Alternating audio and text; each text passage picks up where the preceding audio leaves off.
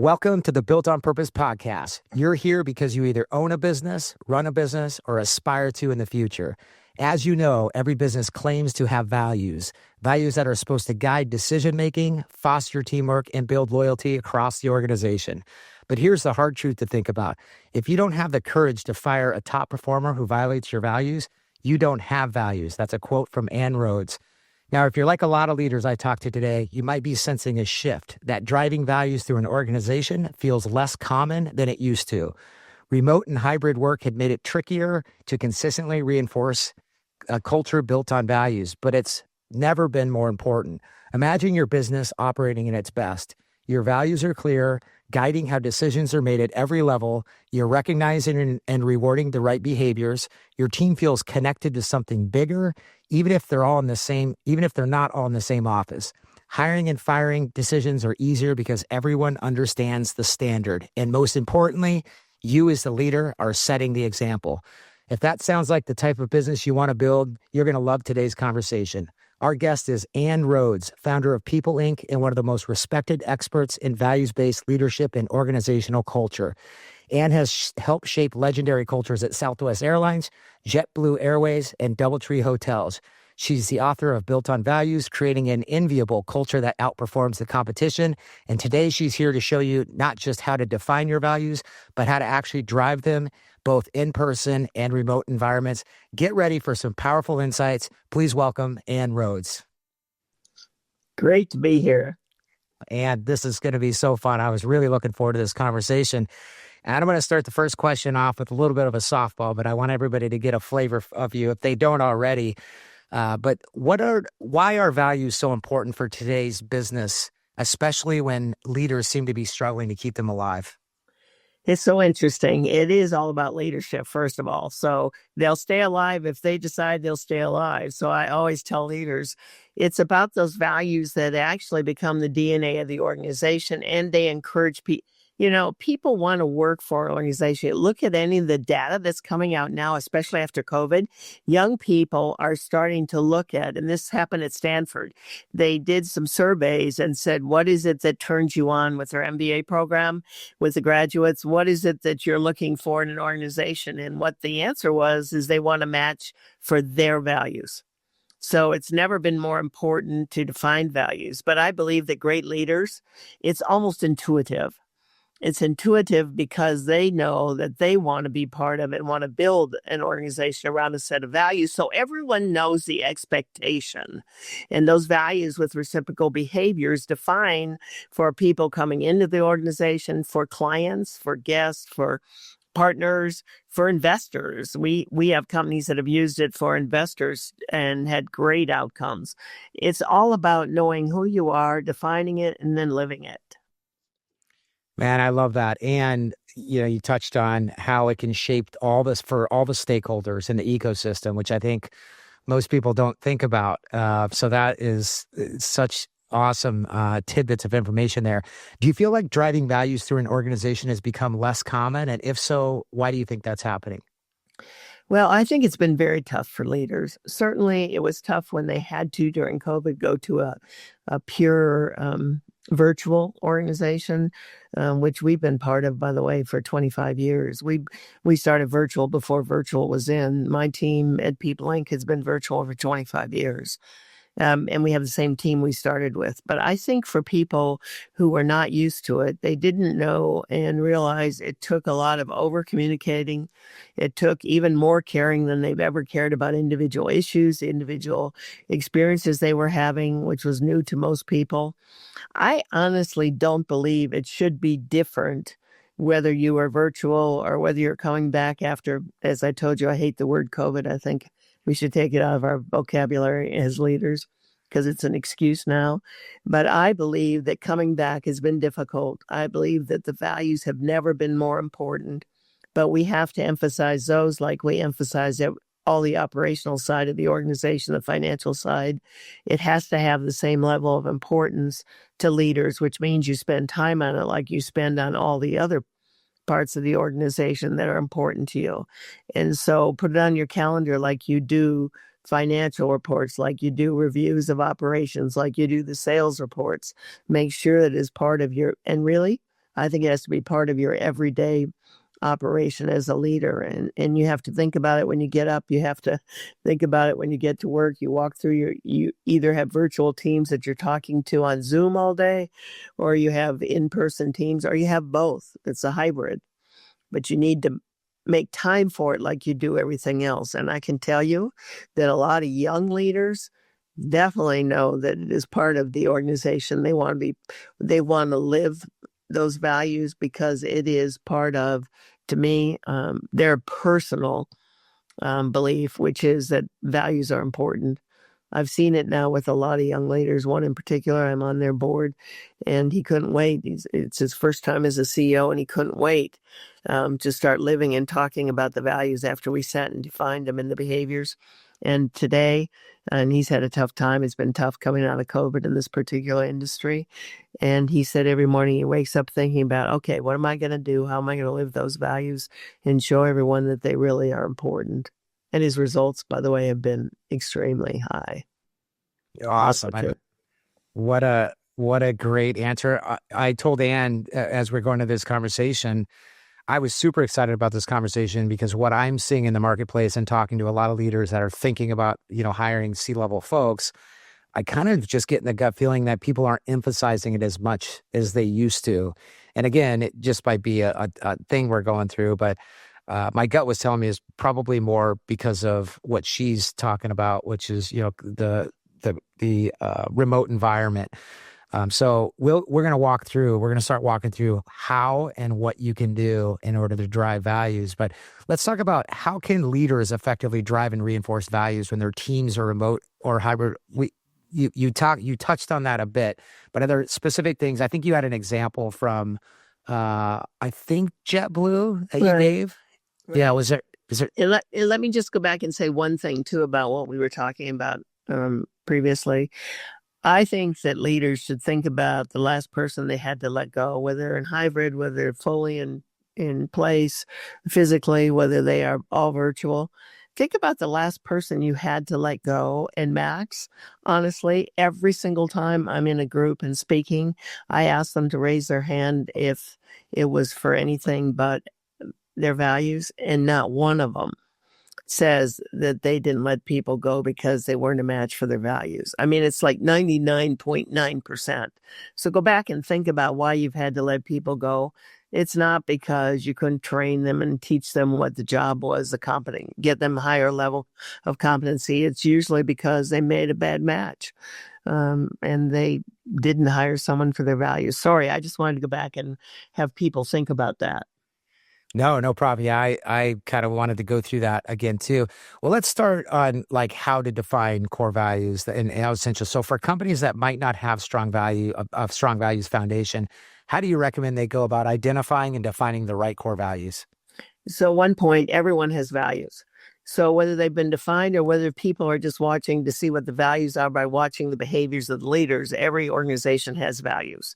We believe that it is much preferable to define those values and to use a team to define those values rather than just sit in your executive suites and decide these should be the values.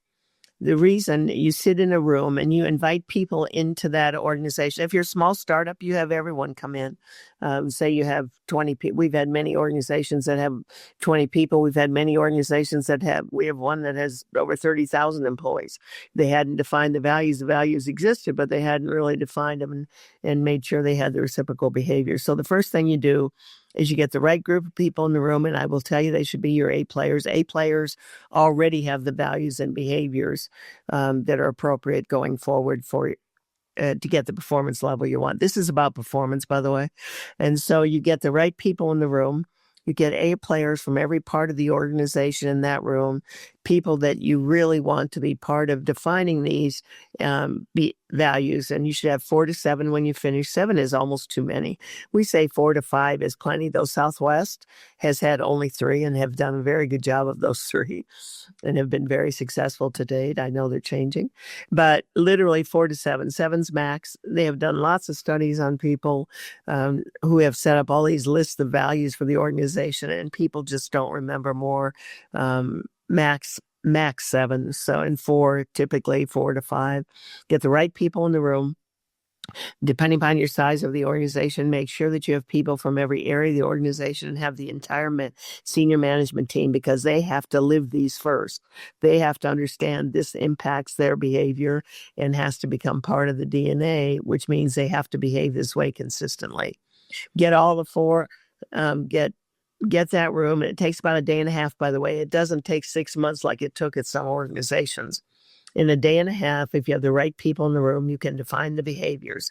You talk about behaviors that you want to see consistent in the organization that represent each of the values you've defined, and you come up with 4 to 7 values, as I keep saying, and you have 4 to 5 behaviors behind each of those values. A lot of organizations define the values, but forget to define the behaviors. So if I were to put the word integrity, which is a very common value, you put it on the wall, but no one understands what that means in terms of their behavior, it doesn't mean anything.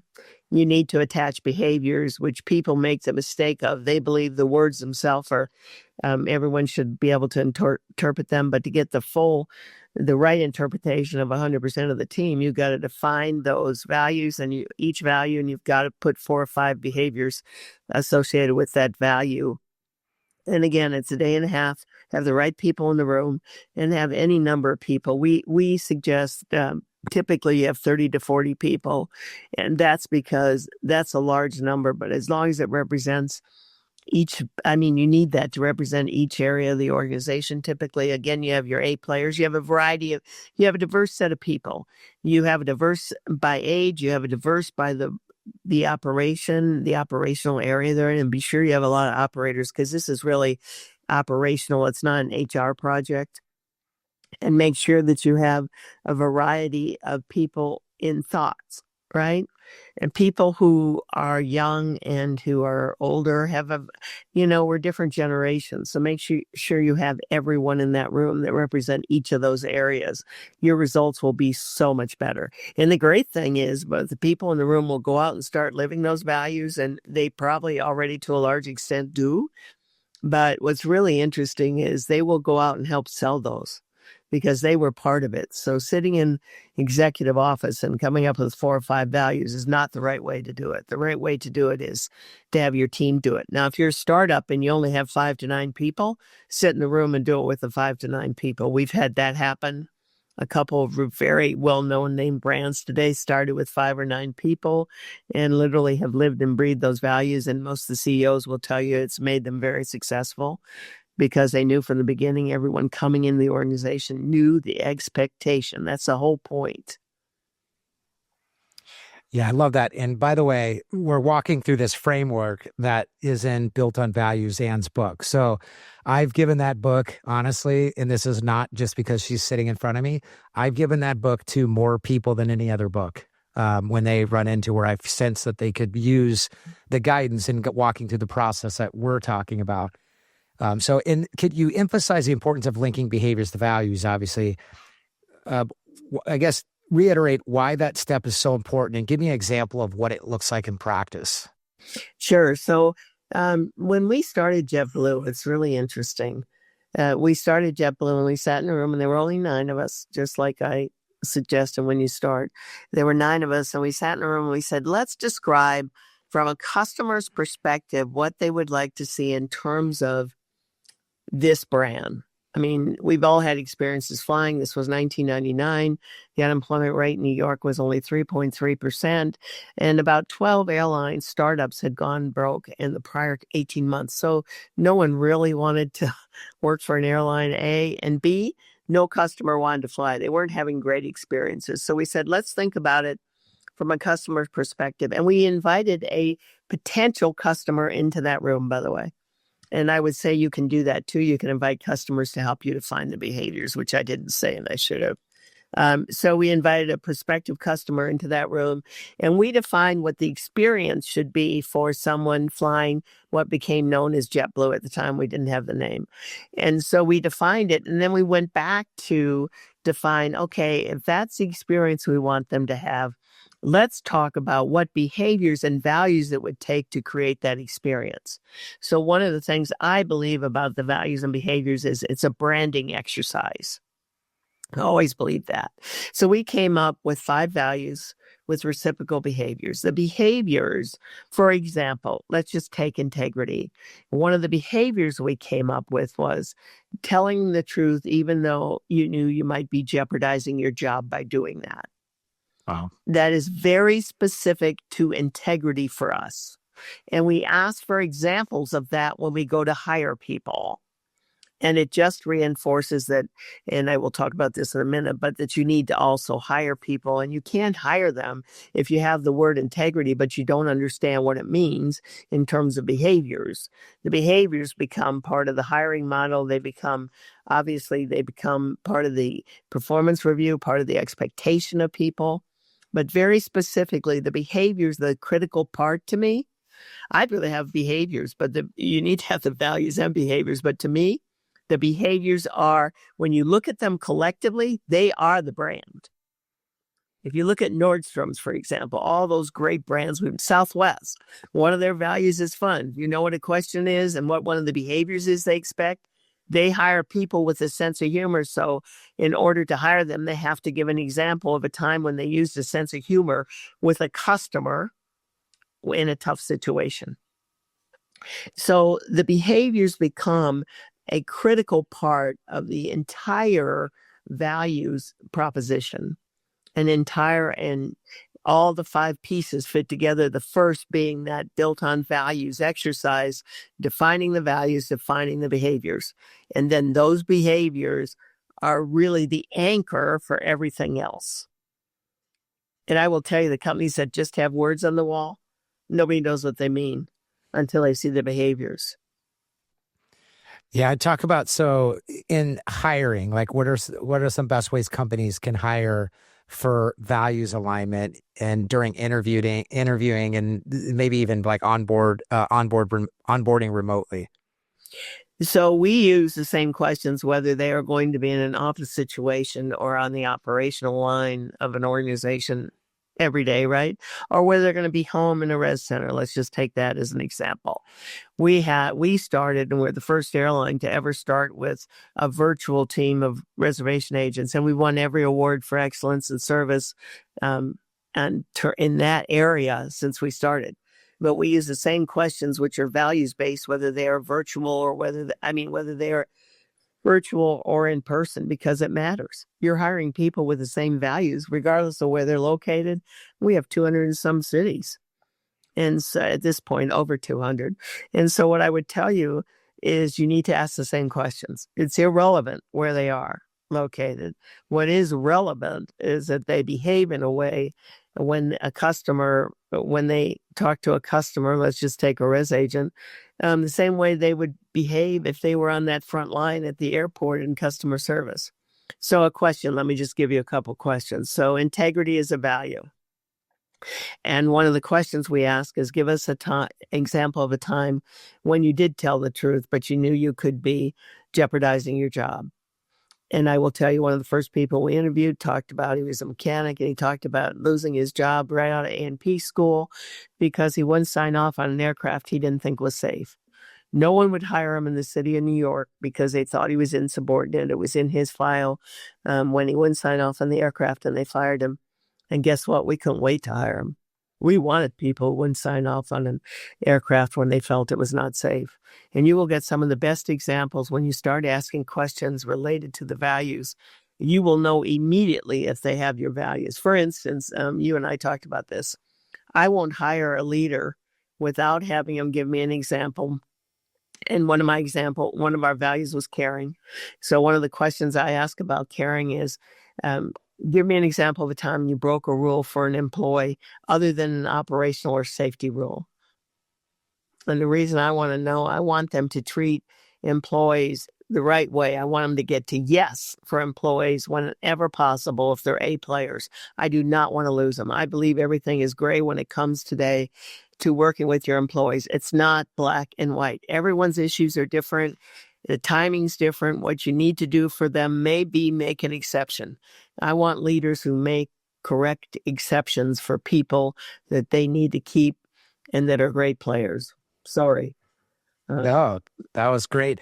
I think I remember us having a conversation years ago, but it has stuck with me. And it was when you guys were building JetBlue and in this values exercise that, one of your goals was to make flying, I think, more humane, I think was the word. And you kind of laugh because it was so unhumane in so many ways that like come up with these values and really treating people like people is easy as it sounds, was kind of easy because nobody was really doing it that well. Can you comment as to like how the airlines were when you were going through that exercise, it just in general? Sure. So when we sat in that room, the nine of us, it was really funny. And Max, you always bring it home because you're always about purpose. We didn't. We did not. We all came out of different organizations. I came out of Southwest. Three of the five that founded JetBlue came out of Southwest. Three of the five founders, executive team. David Nealman's actually the founder, but the rest of us all helped. The five of us started it as executives, the start team. So one of the things we used was our experience flying into New York when we had this exercise. We were all meeting for it from all over the country. We had had horrible experiences flying. And so we said, let's just make instead of a mission and vision statement, let's make it real simple. We did not call it like you do purpose, but today we do call it purpose. And it was bring humanity back to air travel. I had been on a flight where an elderly lady asked the flight attendant, and it was a major airline, asked the flight attendant in front of me to put up her bag. And she obviously could not put up her own bag in the area, the baggage area over the seat. I put up her bag. That flight attendant that worked for that airline would not do it. And that was my example of bad treatment that I had on a flight right up to New York from Albuquerque, where I live. And it's very interesting. We all had examples. So we said, let's make our purpose. Today it's called purpose at JetBlue, but it's still the one-liner. We don't have a mission or our vision statements. We have bring humanity back to air travel. And I believe that is the guiding principle for everyone when we make decisions. I served on the board for 15 years, and I will tell you, there were so many decisions we made, and we always threw that purpose back and said, does it fit bringing humanity back to air travel? For example, we were going to charge for certain things, i.e., when tech came out and everybody wanted to be able to get Wi-Fi in the flights, we said, well, let's charge for it. It'll make us a lot of money because everybody's charging for it. We said, wait. As a board and our senior team said, it doesn't fit our purpose. And everything we did in those board meetings, we would run it against our purpose, which was supported by our values. Man, what a great example. And by the way, I flew JetBlue again. This is just was not planted. I flew JetBlue and it did feel nice. There was like I don't know what they call that, but there's like a snack stand that they just open up for everybody to go get whatever they want. That happened to be right in front of us. So being my 6-year-old, are helping ourselves to snacks. I mean, it's such a good experience. You and I have had some really awesome conversations about, the earlier days of Southwest Airlines. With their talk about, like, I assume fun was always a value there because I don't know how you don't know how Southwest is fun, but talk about the early days, what the culture was like. I remember some awesome, just conversations we've had and stories you've told me about when you guys started Southwest Airlines, about how you guys exemplified and really took that value, to the extreme. It was so fun. And of course, it was led by Herb Kelleher, who I think probably in the history of this country will still go down as one of the best CEOs ever, not only because of his financial performance and how he performed for shareholders, but really most importantly, how he performed for the employees. And so it was fun. And I was there. I didn't come till we had about 4,000 employees, but it was still a young airline. And I left when we had 20-some thousand. And I will tell you that we always made decisions. There were 3 values. One was fun, which you see today still alive and well with 52,000 employees, or 54 maybe they have now. And another one was warrior spirit. And that was because we didn't have a lot of money to do. We did not. One of the reasons they never had assigned seats was it cost so much for the technology, by the way. Wow. And the third thing was the golden rule. And many things were thrown against that golden rule on would we want that to happen to us and to our employees. So everything we did, including when we had our new frequent flyer, everybody was complaining about not understanding when they could have a free flight. And yet we said, let's make it simple. Let's have basic points, and let's let everyone know what points are required for each flight. It was so simple. And by the way, we saved over $1 million when we came up with that frequent flyer program. But everything was thrown against the values coupled with, does it make sense? And I'll tell you, is it fun? I mean, Kelleher, for example, one time we bought Morris Air and I was doing the transition with the head of ops, the COO, and I did it. And we would go up and we were exhausted. We go up every Monday and they had about 4,000 employees and we only had about 700 jobs we could fill. So we knew that there were going to be a lot of them that wouldn't get a job, but many of them didn't want to move from Utah to Dallas either. So we said, what can we do to take care of those people? And we decided to start our own outplacement center and our goal was to place every single one of them in an appropriate job before we left and close that outplacement center. But I will tell you, Herb was up there every other week. I was there every week along with the COO. And when you walked into that center, we had transposed our values into it. And I'm telling you, it was so much fun. Everybody was laughing. We're talking about an outplacement center, but we were talking about having fun. We would bring in food every day. We would talk to them. We would have huge Mormon families with all the kids there because we were writing resumes. We were training them on how to interview. But every day, it's like walking into if you ever walk into Southwest Center at the airport, all you're going to hear is laughing. It's just amazing. That culture permeates everything from the minute you step into, and if you walk through, of course, Love Field, you see it with their employees, but it's become a huge part of their DNA, so much so that people expect it. And I think the point is your values should be a promise. And it should be a promise to everyone you bring on board and a promise to all of your stakeholders. This is what the expectation is, the behaviors you will see every day, every interaction, and you will see that it helps with recruiting because people wanted to come work for Southwest. We paid 10% below market, and we had single-digit turnover in an industry with 25% turnover. I mean, the results are incredible when you have a values-based organization, you live and breathe it. Yeah, absolutely. So let's talk about, before we get off the topic completely, and a little selfishly, but I think the listeners will get a lot from this too. What do you think made Herb such a good leader? Having worked with him directly like that, like what was it that he had besides building great values values-based organization? What else was he like? What did he entail and have that most leaders maybe aspire to have? Well, I was there when the term servant leadership came out, and they always used him as the example of a servant leader. So, for example, on Thanksgiving Day, he never spent Thanksgiving with his family. Went over and shoulder tapped one of the employees and told him to take the day off. He would sling bags for him. He would walk the halls coming into the office every single day. It was very interesting. When I was interviewing, we had an interviewing day for pilots or flight attendants.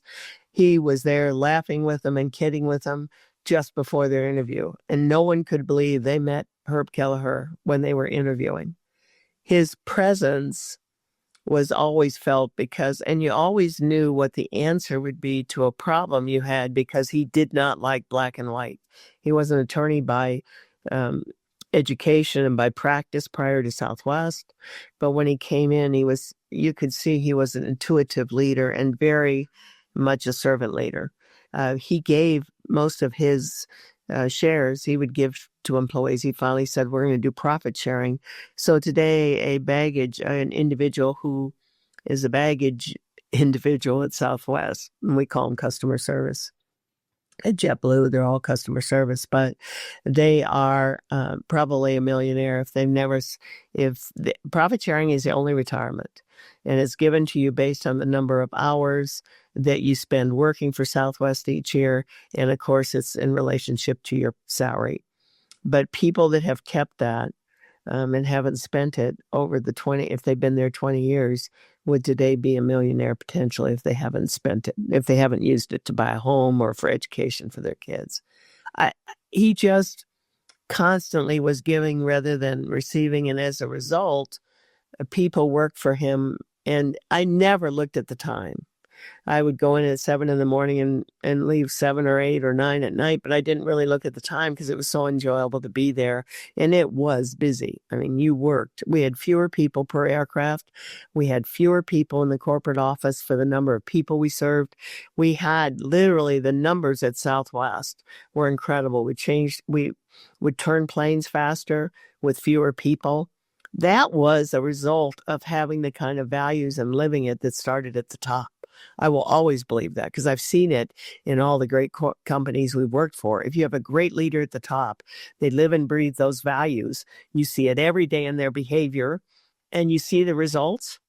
I'm just going to tell you, it's a performance model. It's not just a soft and unmeasurable thing. Culture is the collection of behaviors of an organization. And the result is if you behave the right way and you actually treat internal and external customers in a way that mirrors your values, your results, you're going to see it in your results, financial results I'm talking about.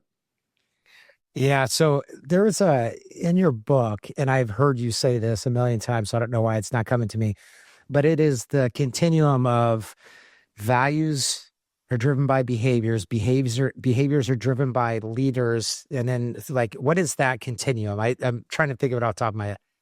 So the values are driven by the behaviors, and the behaviors, the collection of behaviors are the collection of behaviors become the culture, and we believe the culture definitely affects performance. So it is all about not just defining the values, but it's about behaving in a way that collectively builds your brand and literally affects performance. We don't think that it's soft and unmeasurable, but values are driven by the leaders, drive the values, define and drive the values, which are shown by their behaviors, which result in the culture, which results and affects the performance of the organization. I'm not a little fanatical about it. I've seen it in various industries. I've seen it happen over and over again when people have the right values and behaviors, and when it starts with the leaders living and breathing those. By the way, they don't get to have a day off. You can't have integrity and believe that you can tell the truth one day, but when you're having a tough time, you don't tell the truth. You also have to live and breathe these, so that even if we had a Washington tech company we worked with, and when they started defining the behaviors, the two brothers that founded it, one of the brothers decided the other brother obviously didn't fit the new behaviors and values, and he actually had to let his brother go. They did it collectively because the brother decided he didn't and couldn't live those values. But this is tough. I mean, those values, you have to make sure that in hiring and in firing that you live those values. So even when someone's a high performer, for instance, your top salesman, but they aren't living and breathing the values won't be alive unless you make sure that they apply to everyone. Yeah, I feel like I have now gone around the sun enough times where I've actually seen that predicament in organizations many times over, where you have a producer not living up to the values, and then the leaders, they're challenged with the question. And I would have to say a lot of great leaders that I know, they make the right decision, but it's never an easy decision to make. Talk about, so we always talk about the statement, tell me about a time when, because it gets specific into a behavior that maybe somebody had prior in a role. Talk about during an interview, how do you get people to stay on track to make sure that they're giving you specific examples versus maybe hypothetical answers in an interview? Right. So we call it, we've always called it STAR. So it's situation, it's action and result. So you want to hear the situation. And if they start being giving you an example that they think they should give you, but it isn't real, you can tell after you've done it a while. So you say, can you go back and tell me the exact situation, what your action was, and what the result was? And if they haven't done it and lived it, they won't be able to give it to you. If they have, I will tell you they'll have 10 examples. If you were to ask me about breaking a rule for an employee, I'd be here all day giving you examples. I love that example. I know we've talked about that one. So on that example, because I love it so much, talk about talk about the people that struggled with that question. It would just be very obvious that they just, they'd say, have never broken never broke a rule for an employee, or how would they answer that where you're like, yeah, that person's just not quite to the standard and muster that we need in people ops here at Southwest. So I had someone who I was trying to find a manager for one of our departments, and I always saw the finalists when it was one that was going to lead people in our department or even in the organization. I would see the final seniors. So I was sitting with one of them one day, and he had a great background, frankly, great resume. And I asked him about how he treated people, and he said, well, I believe that you have to treat them equally. And I said, well, people aren't always equal. Give me an example of a time when you had to make an exception. He said, I always look at the book. I always literally will live by the rules. I said, you mean in all these years of managing people, you haven't ever had to make an exception? He said, I find that you can't make an exception, so I never make exceptions. I mean, I couldn't get them out of the room fast enough. But then another one, though, they will hesitate and they will say, let me think about it. And so we train leaders and we train interviewers to take their time and understand that sometimes people, though it has become much more common, by the way, to ask behavioral questions. So when I coach, like my nephews and nieces who, as they graduate from college, call me and say, what should I expect on these behavioral things? We go through it. And they've been coached and they're really good at it. And a lot of them tell me now in colleges and in the career centers, they're talking to them more about behavioral hiring because it's become more consistent. And so they will think about those examples when they did it, even in school and when they were working. But I do think that you need to give them some time sometimes. And we train people to do that and say, well, just think about it. In one of your jobs, surely you had, or in one of your opportunities, you were given, or you had maybe not a job, but in your volunteer, you just ask them and you get them to think about it. And pretty soon they're giving you 2 or 3 examples if they have the value. It's really interesting. It does take people, though, some time, especially people just coming out of school. We hire a lot of college grads in these different jobs. And so it's interesting, but they will think about a time on a team they spent working with in college, and we tell them, give us an example then of the team when someone wasn't working. What did you do to help the team achieve this success? And they'll go through it. And pretty soon they'll start talking and they won't quit. It's really kind of fun to watch. But to be very honest, just remember that 94% of the time people will behave, and this is what the data will show you, the same way tomorrow that they behaved yesterday. So what you want is an example of that behavior because it will predict how they will behave in your organization. It's another reason why you want the behaviors defined, to get consistency of brand, right? Consistency of behavior, both with internal and external customers. If one of your examples is caring, get an example of a time when they had a tough situation with a customer and how did they care about resolving it? What was the situation? What was the action? What was the result? People that do it all the time. And it's one of the examples that Nordstrom's did ask for, and I assume they're still asking for because they still want this high level customer sat, right? Last time I talked to them.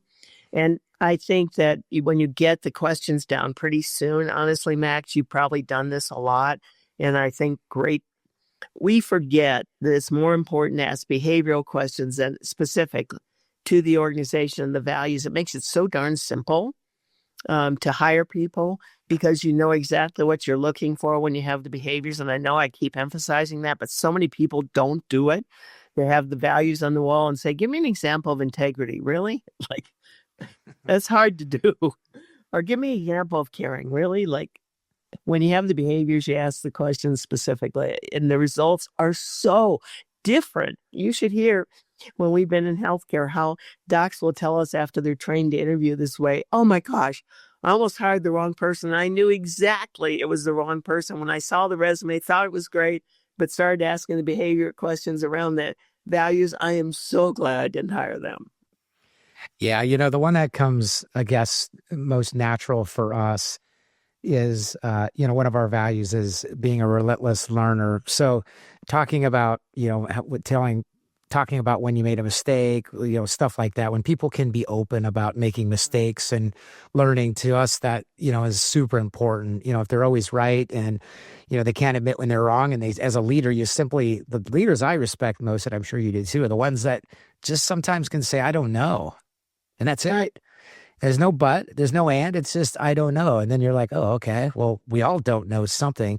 So that one's something that I feel like I'm always kind of prying for. And I feel like I need to hear a leader say that they just don't know, and then be fine with not knowing some things. And then, I can move on. We'll talk about, so there's probably a lot of people listening that you've gone through beautifully how to take a word, which a value is just a word at that point, until you assign behaviors which make it specific to your culture and to your environment. How do you recommend, I know we've tried and done a lot of things and still do, continuing to drive those behaviors in a positive sense throughout the organization? So there are 5 pieces we believe, to building a strong culture. The first is defining the values and behaviors. The second is hiring to those. The third one is reinforcing it in the behavior throughout their time in the organization. And how you do that is when you are doing their performance reviews, and we believe they should be timely. They can be a conversation. They should be positive. So you come back with an improved performance model for them and for you. And so reinforcing those values in your reviews, instead of just reinforcing the results that they received on their KPIs or on however you look at their goals versus their results. When you talk to them about how they got those results versus just getting the results. And we think that it not only helps you have a conversation around the values, but it helps you have a conversation around how could we do a better job getting the results by making sure that we do it in a way that mirrors our values. It's a very interesting conversation, by the way. But we believe that accountability and really holding people accountable for getting the right results the right way is how you reinforce those values throughout the organization. We can all achieve sales goals. I will give you an example. For instance, after 9/11, which occurred when we were only a year old at JetBlue, we went back, and of course, every organization, every airline was cutting people because people weren't flying. You can imagine. They canceled flights like mad. Nobody wanted to fly, so people were calling, and they were canceling everything. So every airline but 2 airlines let people go. Southwest and JetBlue found a way to manage through that without cutting people and laying them off. What we did was we managed to the numbers by cutting things that perhaps we didn't need for the next year or so. And we were also the first to see customers come back, and New Yorkers started coming back fairly quickly, which was pretty unusual because they're pretty, let me say, they're challenging customers. But it was both Southwest and JetBlue saw people coming back fairly quickly. Our employees were happy. They stayed with us. Other airlines had let people go. In fact, we said, let's get a 10% cut without affecting an employee or a customer experience. And we got 15% cuts. Wow. It's how you get results. And that's why you define the behaviors, the values and the behaviors. And you will get, I absolutely guarantee, if you do that, and then you make sure that you always have continuous improvement. So part of our model is not defining the values and behaviors and then hiring to it and then holding them accountable for it. The other piece is making sure that you have continuous improvement model. So every year, how do we get better results using those values? Sterling Risk, which is a company in New Jersey, just announced that they're one of the best places, 10 best places to work in the New York area. And the CEO called one of my partners who's been working with him and said, the only reason this happened is because we're living that values model. It's been a very tough environment, but we are living those values and breathing and living those behaviors every day. And I can tell you that's why we became one of the best places to work. And we've got some of the best financial results we've ever had. Wow. What about, there's somebody listening out there that is picking up what you're putting down. Talk about if somebody is maybe on the fence about letting somebody go for values. And again, if they've done everything you said, they probably shouldn't be on the fence. But let's say somebody is on the fence. How do you recommend somebody approach having to let somebody go over somebody that's not aligned to the values? So I've always believed you let people go the same way you hire them, right? With the kind of respect and dignity that they deserve, right? And so I always take ownership of it instead of making it their issue. And I always tell them the truth. And we work with them on the way out like we did on the way in, frankly. So I tell people what you have to remember is everyone's watching you. And they know that someone doesn't have the values and isn't living them. And they're watching to make sure that you don't allow that to happen, quite frankly. It's not easy. It's never been easy. You're not a great leader, to me, if you don't feel something about it as you do this. And you don't learn something, by the way. So I tell people that it is incumbent upon you to make sure that those people that report to you live those values, or they simply don't exist. So think about that. If it's someone that is going through a tough time, I would make this caveat, and that is there are people who are A players and who live the values and have the competencies at the A player level, but are going through a very difficult personal situation like a divorce or like a loss of a family member. There are periods of time where people may not live those values at the level you want them to because they just simply have personal issues. We work with them on that. We get them counseling. We do everything we can. But if they're people who just don't have integrity and show it in their work and are not living those values, then it is incumbent upon you as a leader to make that change. And it's honestly that why they call you a leader. And it's the responsibility you've taken, and you absolutely have to do it for the organization and, frankly, to keep the values alive. I tell people it's never easy. It never should be. You should have seen me trying to convince Herb Kelleher to let someone go who had been with him 20 years. It was the worst conversation I've ever had to have, but it wasn't working and he didn't have the values, and it was killing Herb because he had been one of the people that had come with him initially.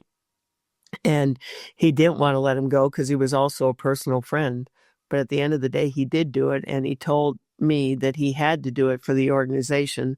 It was the right thing to do, but it was very difficult for him. And of course it would be.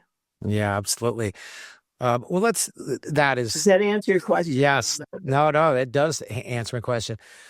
What about somebody out there? Because there's people out there that if they haven't really gone through this exercise of being clear on their values, holding people accountable, hiring them to it, and the 5 steps that we've talked about, talk about how do you track and measure whether values are truly driving performance? Because there's probably somebody out there that's still like, this sounds great, but I don't know how I'm going to track that actually values are going to drive actual performance. Right. We set metrics like we do in the financial side, the operational side, and the sales and marketing side. We set metrics. And you decide in the organization, because they are customized to your organization, we set metrics that will determine whether or not it's in place and working, and whether it is achieving the results that you want. And those metrics include turnover. Are we seeing a decrease in turnover of A players and B players? A lot of people have A and B players. It's very hard to have all A players. So, and by the a definition of an A player is not only do they have the competencies at a top level, but they also have the values. B player has the values and competencies, but they don't have the time in the job. A C player is someone who may have all the competencies, be this best sales guy you've got, but will never live the values. So we say one of the metrics you look at is that you watch your turnover in your A players and the reason you're losing them. That's a metric. You need to keep those A players. There are other metrics that you decide, and we decide with you. We help you, or you can decide. You can decide what will help you decide, or what will determine whether or not this values process has worked for you. Where do you want to see the increases and decreases, and then track those? We track them monthly in organizations we're with, and at the end of the year, we do a synopsis on it, and we can show and prove to you that that did help the implementation of the values modeling and the living of it, in particular living of it, does give you the ROI that you're looking for and does help you in the areas where you had issues and wanted to see a difference using the model. And honestly, it's consistent. We can show you we can show you decrease in turnover. We can show you improvement in recruiting. I mean, does it help you when you have the values and behaviors to recruit better people and retain them? Because the real issue is recruiting, retaining, and developing top players, because without it, you will never get the results you want. That's why, Max, you're hiring the right people and you're teaching people how to do that is critical to success. And there are lots of metrics that will help reinforce that. And you can adjust, along the way. We also adjust.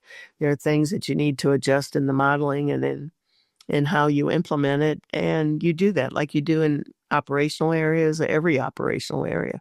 This is an operational process. This is not, as I said, an HR or marketing job.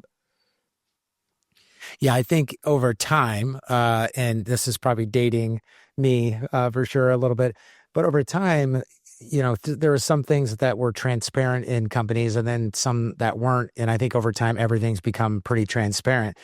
So, how you drive your values through your organization is really who you really are to the external world. And so, the importance of it in this day and age is so critical. And you made this point earlier, young people are paying attention. Young people are attracted to this. They want to know who they're working for. They want to understand the purpose of the organization, the values, and they want to make sure that they align to it and they know exactly how they can distinguish themselves, at least from other organizations and align themselves into those organizations. Is there any trends or anything you see just in general from a leadership standpoint? Leadership, obviously, great leadership. I believe the most interesting thing going on in this world right now is that while everybody's paying attention to all the technology and AI stuff going on, I think leadership is still the most sought after and needed thing, great leadership in all of small businesses and larger businesses. Is there anything that you see that's happening that to note as far as just kind of leadership in general? So I would refer you to something I just started reading about and then started looking at it with our clients and others. And Covey's New Thinking, Stephen M. sent me before it came out a book that he just wrote called Trust and Inspire. And I started looking. We've talked the last few years about building trust in an organization. That's how you not only recruit, but you retain, and not only employees and team members, but also clients and customers. I think the big key to leaders is starting to inspire. It's not enough to just have our employees trust us. With today's workforce, we have to inspire them to want to come and work with us and to grow with us and to deliver on the expectations we have of them. It's just not easy anymore to get people to follow us. I think the more we can inspire them and get them excited about what they get to do with us and our organizations and how they can grow and what it means to them, it will help us to retain the right players. I believe that the most important question on when we do surveys of employees is, how long do you intend to stay with X company? If I can move it from 2 to 3 years today, it's a miracle. I used to want to move it from 5 to 10. I got to move it from 2 years to 3 years to 4 years to 5 years because it matters, right? But I think inspiring them, getting them excited. So I have a niece who's the head of HR for a laboratory here, and she loves her job, but she came from one where she even got a higher salary, but was not inspired because they weren't living the values. They didn't get her excited about coming to work. She called me the other day at 5 a.m. to ask me an HR question. Of course, I was barely up, but she called me to ask me because she wanted to do the right thing for the employee, given their values. I mean, she was there at 5 o'clock. I'm going, what's your normal time? She said, well, if I have something to do, she said, we're very leanly staffed. She said, I come in at 5. And I'm going, and when do you leave? She said 7 or 8. I don't care. She said, I love it. And she said, my boss is terrific. And he's a young leader. He does walk the floor. He put the values on the wall as you walk in on the wallpaper. He's got a young laboratory, but it is growing like mad. And he's got the most diverse work group in all kinds of areas that you think of diversity in, right? And I go through there and they're happy, they're laughing, and it's a lot of work. They've got some big customers. They just got another one yesterday. I'm sure she'll have to go in at 4 a.m. now. And she just sounded inspired. That's why it just reinforced what the examples Covey had in his book. And I think it's really something leaders should think about today. Leadership matters. How you act matters. How you behave, what your values are, show every day. Don't get to have exceptions. I used to tell leaders the opposite of what others did. They would say, come to work and make sure that you're in a good mood when you come to work. I'd say, no, stay home. Because you know what? I don't want you here. And I don't want the employees to see you having a bad day. Sorry. I don't know. Just a side note. Yeah, no, I think it's great. My son, who you probably remember from back in the day, he's 20 and he's down in Dallas at SMU, and he's looking at jobs. And I don't remember when I was in college looking at jobs, thinking about the company's core values and like who I'm going to work with. Because my advice, like my son has asked me this, his friends asked me, and anybody young. And then I started to think about it. I'm like, this actually is true for everybody. So if you've heard me talk before, you've maybe even heard this, that the two things I think are most important, aside from the values, because those are very important, but how much respect do you have for the person that you're going to report to? And do you believe in whatever the company is doing from a product or service standpoint? If you've got those two things, you've got something better than a lot of people to have, which is, pretty sad to say. But you know what? You're right. Because when you look at the product and you make sure that it's a great product and you make sure the person you're going to work for is a great leader, those are above values, Max. I mean, they're above values in terms of what they deliver. If the product is good, and it's also values on, is the leader someone who I want to emulate and want to work for? Is all about how do they act and behave, and are their values. And maybe they aren't the corporate values, but you can tell that their values as a leader, it matters. Yeah. I'm glad you said that. I mean, but I do think you're asking them to look at the values, and I do think 89% of the people that left their job last year, did you see that data just came out? I'm trying to remember who published it. It was 89%. I use it all the time talking to leaders. 89% left because of their direct leader, not 5 up, but because of their supervisor, leader / leader. 89% of the people that left the job, they didn't say salary. It said it was who they reported to. So you make sure and tell your son to interview them and ask questions on his values. Yeah. Actually, he just accepted an intern, and he asked he's reporting to the CFO because he's an accounting intern because he's in the Cox Business School. He asked the CFO what her favorite value was and why, and she was able to rattle it off, and it was pretty impressive in the story that she gave. And, the other thing that I think that's important in this conversation, and as I get older every year and every day, I think about this, and it's not only how you act, obviously, when you're in the limelight or when you're in the office, but I think it's become more and more important, at least for me, to pay attention to how people act anytime they're just, being. To me that it's just the way you are, and you can't be in alignment and then not in alignment just because you want to take some time off. As you spoke earlier, values don't take time off, which I think is just one of the wonderful things to think about. Great example. We just didn't hire. I heard this from somebody who's still at JetBlue because I went off the board a couple of years ago. We just did not hire a very well respected and experienced pilot because they went to his Facebook account and found out he had been drinking a lot and partying.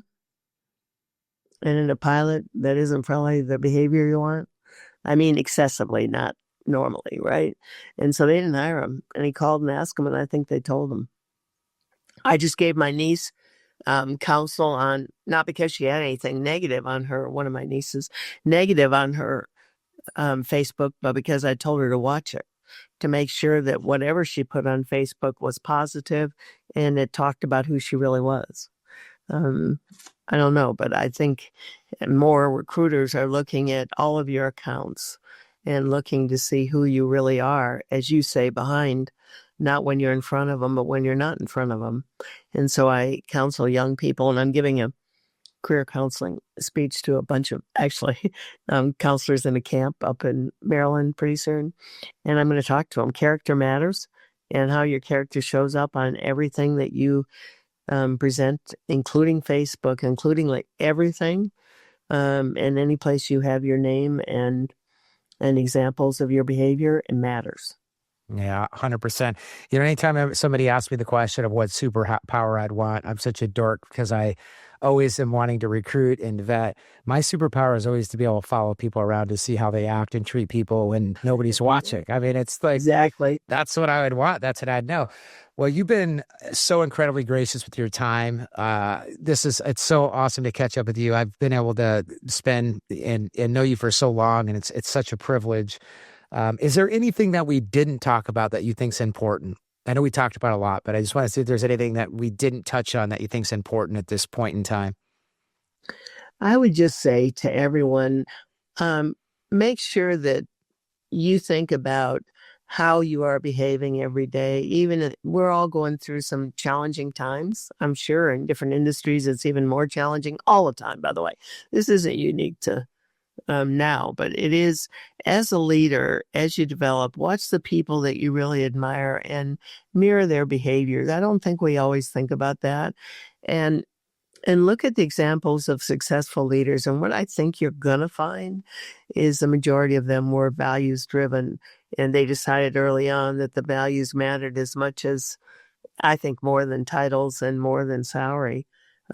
And enjoy life. I have loved everything I have done because I've got to work for some great values-driven organizations. And again, maybe I was just lucky because I probably didn't know enough when I started to even figure that out.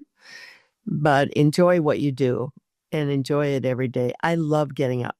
I've always done it. I love mornings because it means you get another day to make a difference. And understand, as a leader, you do make a difference. You make a difference walking the halls. You make a difference every time you speak to an employee, and understand that what you do matters as much as title and everything else. It does matter how you behave. Sorry, slight left. No, I love it. I love it. Well, you've been listening to the Built on Purpose podcast, brought to you by Y Scouts. You can listen to our past and present or future podcasts at yscouts.com. If you could also leave a review. I just started this January putting out podcasts every week. You're going to continue to get one every week. A great review would mean a lot to me. And again, Ann, thanks for your time. And that's a wrap.